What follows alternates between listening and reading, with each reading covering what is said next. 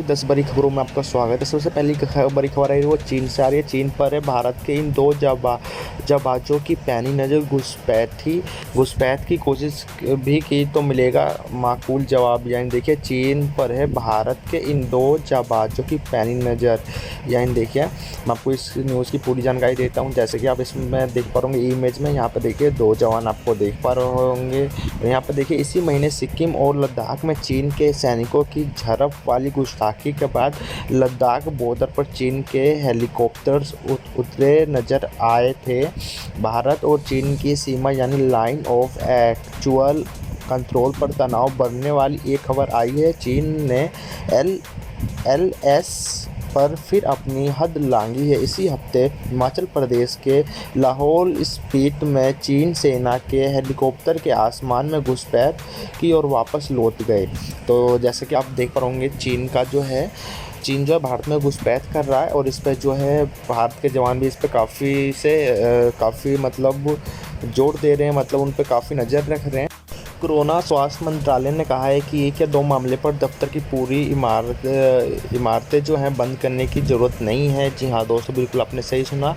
ये पे देखिए चार मंत्रालय यानी देश में लॉकडाउन 4.0 लागू हो गया। इसी बीच केंद्रीय स्वास्थ्य मंत्रालय ने सोमवार को एक अहम दिशा निर्देश दिया है। मंत्रालय ने कहा है कि किसी दफ्तर में कोविड-19 के 1 या 2 मामले सामने आते हैं तो पूरी इमारत को बंद करने की ज़रूरत नहीं है। निर्देश के तहत कार्यालय को संक्रमण मुक्त कर लेने के बाद काम को फिर से बहाल किया जा सकता है। यानी साफ साफ कहना है कि मतलब किसी कार्यालय में या फिर कहीं पे जो 1 से 2 मरीज मिल जाते तो उसे पूरी तरीके से बंद करने की ज़रूरत नहीं है।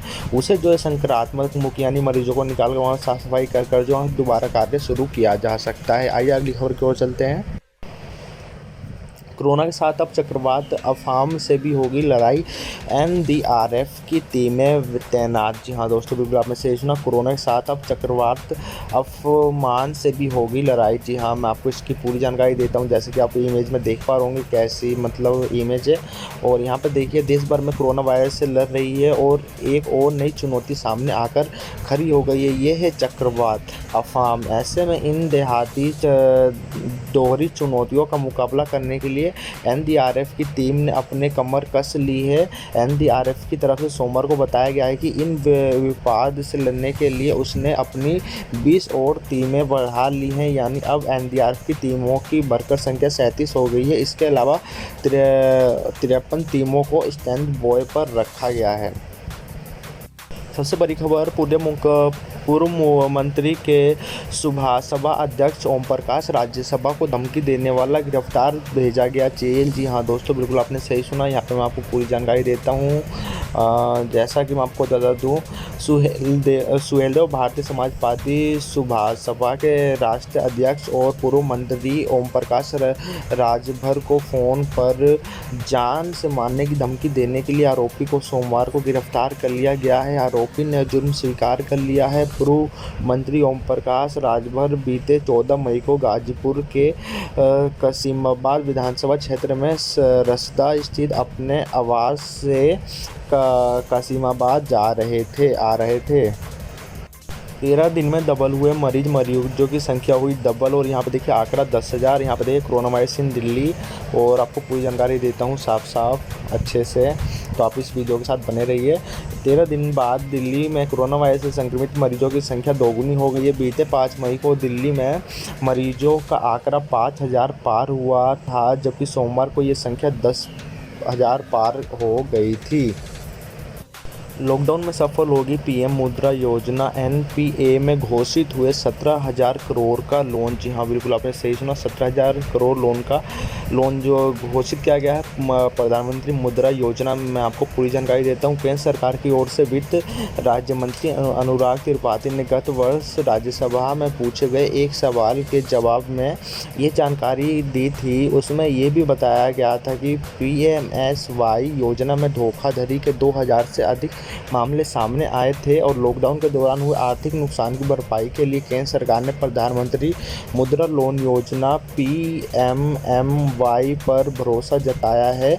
वित्त मंत्री निर्मला सीतारामन ने कहा इस योजना में मुद्रा शिशु लोन के लिए सरकार 1,500 करोड़ रुपए की मदद देगी।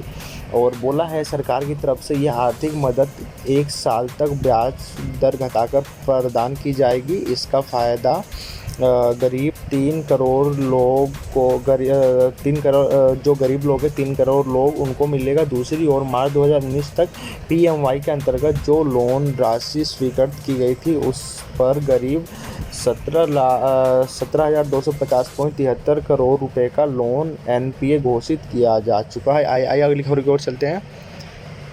ASI ने खुद को गोली मारकर किया सुसाइड, पड़ोसी बोले 2 राउंड फायर की आवाज़ सुनी। जी हाँ दोस्तों, बिल्कुल सही सुना।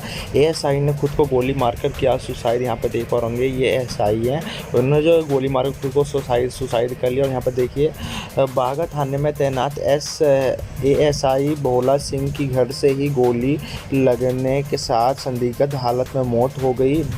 मिली जानकारी मुताबिक गोली ASI की रिवॉल्वर में से ही चली बताई जा रही है। घटना की सूचना मिलते ही थाना बग्गा के MHRO पुलिस पार्टी समेत मौके पर पहुंच गए और जांच शुरू कर दी। और आई होप दोस्तों आपको वीडियो अच्छी लगी हो। So thanks for watching this video.